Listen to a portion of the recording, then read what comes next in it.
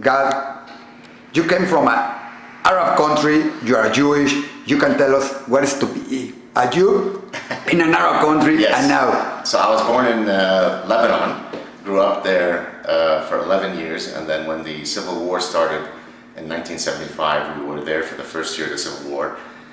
And then it became very, very, very dangerous for us to be there as Jews, and so we had to leave on the threat of imminent execution, and so we emigrated to Canada. And so I'm very familiar with the realities of the Middle East. You became a very important person talking about science. Yes. But what does has to do science with Israel and the Arab conflict? So I've got two different passions. Of course, I've got my scientific passion. I apply biology and studying consumer behavior, but I'm also a strong supporter of freedom of speech.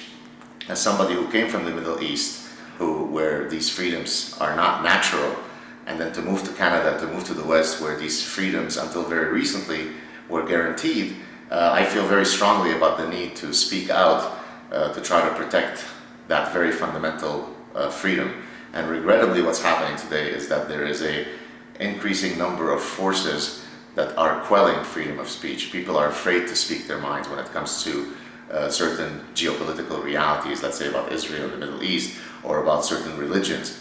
And I think that's very dangerous. But when you said about freedom of speech, we know that in the United States, in Mexico, in many countries, we have freedom of speech. So why we don't speak freely about religion, about some religions like the Judaism, about Muslims? Right. Why do we don't speak freely about them? Because even though legally speaking, we're supposed to have freedom of speech, there are now forces, for example, in the universities, where it is not politically correct to speak your mind. It's okay to criticize Israel, that means you're progressive, but you should never criticize Islam, that makes you hateful, racist. And so this type of viewpoint is becoming spread in intellectual circles, and so people are afraid to speak their mind. So even though legally speaking, you still have freedom of speech, pragmatically, people self-censor. They're afraid that if they speak their mind, other people won't like them, their careers will be affected, and so frankly, we don't really have freedom of speech. But we have freedom of speech when it's time to criticize Israel. Yes. Everybody criticizes it like, is it? They do the bad. Also Jews, we criticize, we said it's correct to criticize Israel, it's correct to criticize the politics of Israel. Yes. Criticizing Israel in some cases is very justified, right? I mean, it's normal that any government makes mistakes, and it's perfectly fine to criticize Israel. The problem is that many people now criticize Israel as a hidden way to actually be anti-Semitic, right? So it's not politically correct today to openly hate Jews in the West. But if you hate Israel, that's a way where you could still exercise your anti-Semitism under political correctness. And so it's a real problem. But also, we like Jews, we every time feel that if they criticize Israel, they are criticizing us. And so, for example, yesterday there was a caricaturist that made a draw where you see a perfectly ill, good kid, and after that you see it with a bomb, exploring a bomb back him, and everyone says, no, it's about against Israel. And when you see it, it's not against Israel, it's against war. Why do we have to have that feeling that everything is against Israel, or when it's against Israel, we have to say it's against you? Yeah, so I think it's very, very important to not always reflexively take a criticism of Israel and say that it is anti-Semitic. Because as I said, there are things that Israel does that reasonable people could disagree about. So I think it's very important to say, look, I'm willing to criticize Israel when it does things that are against my morals. But to simply say, if you criticize Israel, it's equivalent to being anti-Semitic, no. But the reality is that on university campuses, many of the people who criticize Israel are really doing it because of their anti-Jewish hatred. You are an expert in consumption behavior. Yes. And you say about universities, why it's so useful and so good for people to sell the conflict and sell Israel as a bad thing. Why don't they sell it like a good thing? Right. Look, it's a battle of ideas. So in the same way that you market products and you market services, Here you're marketing ideas, and the reality is that the enemies of freedom are much better propagandists than Israel. I mean, Israel might have a very strong military, but frankly, in the war of information, the other camp is winning. Because now when you go to any campus in Canada, in the US, in Western Europe, there is really one voice that's the default voice, and it's the voice of anti-Israel. And so I think that it is really important for the Israeli government to not only have a very strong military, but to have a very strong informational warfare division. But when you are going to sell me a car, and you sell me a big car, a huge car, a marvelous car, or you are going to sell me a bad car that it's 20 years old, it doesn't work, I prefer to buy the new one. Yes. I prefer the good things. Why people prefer the bad guys like the Arabs, the ISIS? They believe that it's correct, the Palestinians. And when you say about Israel discovered that, Israel discovered the other thing, Israel made this contribution to the world, yes. Why people prefer to buy? There are several reasons for that. Yeah, it's a great question. So it's a complicated answer. One is that the leftists, a lot of the university professors are leftists, and they have a hatred towards the West. And so it is normal for them to then get into bed with the Islamists because they have a joint hatred of the West. And so they romanticize the Arab world, right? The Arab world is the underdog. Israel is the evil conqueror. They're the colonizers. And that message, regrettably, resonates with a lot of people who don't have better information. So again, it's about good advertising. They're doing very good propaganda advertising. The other camp is not. But Israel and all around the world, the Jews has a very good advertisers. We have you, we have many big companies, we have many people in cinema, in the news. What do we have to do? Because nobody believes it. Yes. It's like nobody cares if we say this is good, Jews did that, they believe, or they have to say that, or poor people, they suffer in the Holocaust.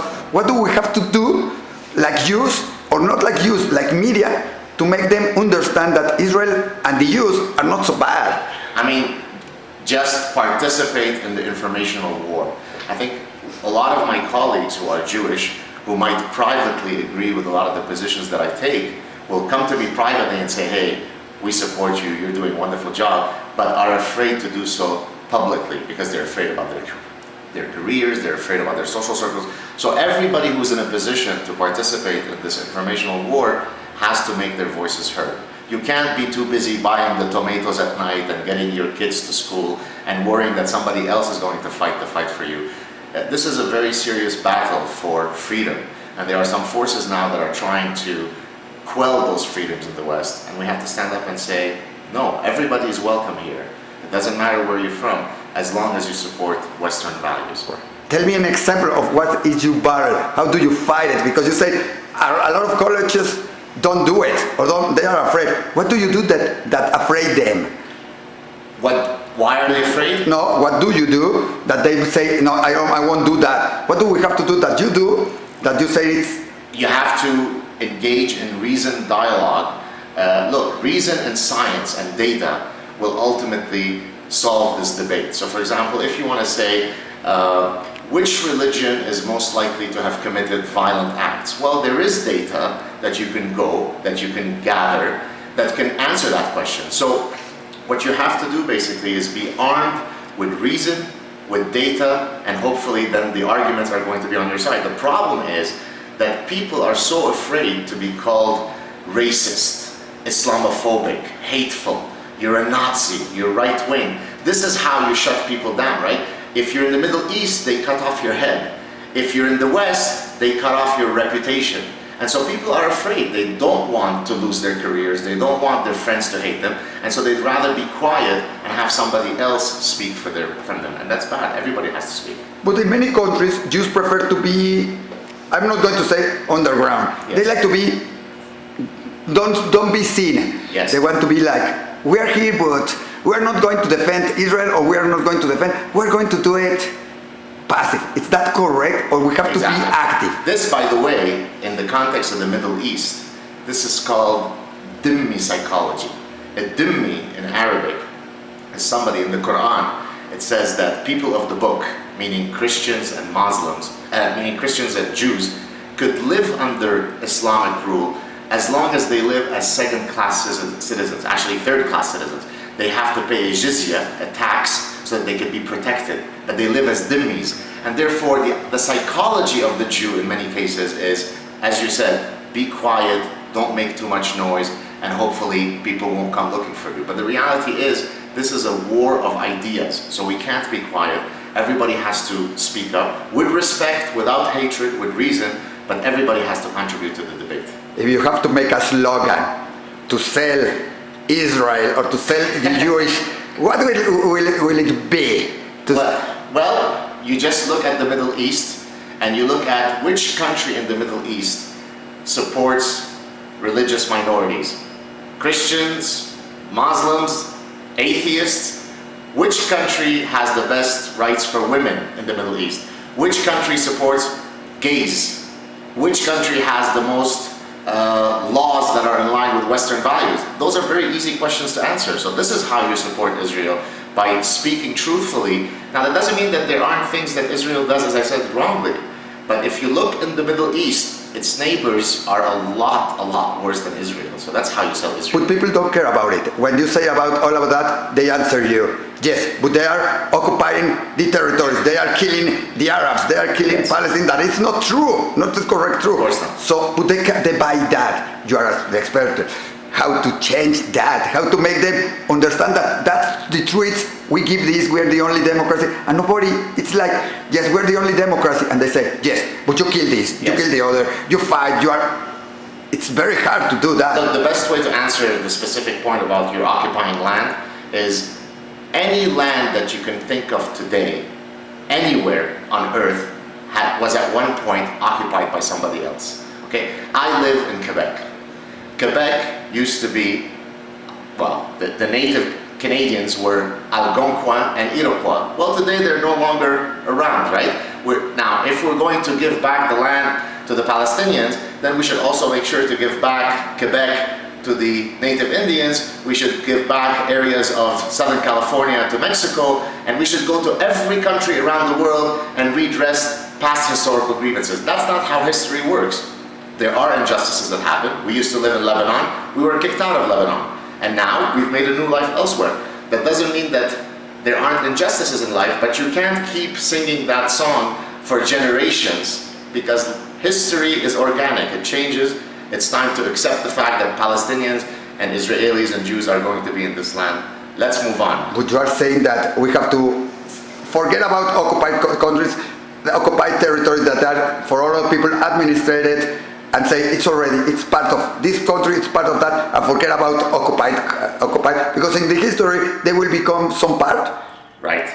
So you're saying that have a one-state solution, or you're saying that go ahead? I don't know. Which one do you think is the best solution? 1, 2, 3. Somebody said 8 countries there. I don't know. I mean, ideally, it would be very nice to have a two-state solution. I think the problem is that, and maybe some people will disagree with me, I think the conflict in Israel is actually not one of land.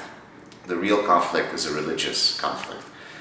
Both the existence of Israel is based on religious narrative in Judaism, and then the fact that the other camp doesn't accept that Jews live on that land is also part of a religious narrative from Islam. And so as long as you're going to have Abrahamic religions that are very intolerant of one another, I don't think there will be peace in the Middle East. Curious what you say, because we just heard from somebody else that it's a territory conflict, and somebody else told us that it's not even a religious conflict. It's an existentialist conflict, that they don't want that Jewish will exist. Well, is that correct? Well, that's a religious argument, right? I mean, the idea that a country that was dominated by Islam at one point should ever revert to someone else is not allowed by Allah. This is why Andalusia in Spain, a lot of the Islamists will say, we will inshallah conquer back Andalusia. Why? Because at one point, Andalusia was under Islamic control. Once something is given by Allah to Islam, it can never revert to others. And the reality is, Israel falls under that. So it is actually a religious argument. The Jews should not be there. And there's a million clips that you could find on YouTube where imams are saying this very openly in Arabic. It doesn't take much. You can take 5 minutes and you'll see that. So I mean, yes, on the surface it's about territory, but the underlying causes are related to religion. And how to change that? That's the last question. What do you do to change that? Because when we spoke about territory, when we speak about Israel, you say it's easy. Just say what is the big things. But when you're speaking about a conflict like this, how to change it in the whole world? Well, I think the solution is not going to be one that's ever going to be implemented, and I think it's basically for us to believe in a common humanity and let go of all of these religious divisions. Humans have an uncanny ability to divide themselves, right? Even within the Hasidic Jews, you can be this type of Hasidic and you never marry this type of Hasidic, right? If you're a Muslim, you could be a Shia, you could be a Sunni. If you're Christian, there's a million denominations. So people have an uncanny ability to always view the world as us versus them. Get rid of that, recognize that we are all common humans, and hopefully that will solve the problem. That sounded like a John Lennon. No, like a Miss Universe contest answer. What do you think? What's your best? But that's really, that's why I think I'm pessimistic, because I don't think it's ever going to be solved, because as long as you're going to have people who are driven by their religious convictions, which is always going to be present in the Middle East, right? The Middle East is founded on tribal religious beliefs. If you're going to have that, you're always going to have problems. We're thinking about ideas. Just to finish, what's your idea? What we can do? Support that and say it's alright. It's not going to happen anything. That we have to live with that, or we can change it. What's your idea for Jews, For Israel, and for all the world? Look, I think that from a Jewish perspective, I'm very Jewish in terms of my identity, but I'm not very religious, right? So in other words, I think that you could still hold on to your religious heritage, but reject some of the religious narratives that were passed down from several thousand years ago. I'm a man of science, so I can't really believe in all of the religious narratives. So I introduce myself to people as an atheist Jew. How could you be an atheist and a Jew? Well, because Judaism has many elements. There's culture, there's a shared history, there's a shared genes. So there are many elements to being Jewish beyond what's written in the Mosaic books. And so I think what we need to be is secularists. We need to disassociate governments from religion, and hopefully that will create better peace in the world. We have a lot to talk about it. You give me another thing to talk about religious, secular, but we will do it another time. Thank you very much. And it was very interesting. Thank you. Cheers.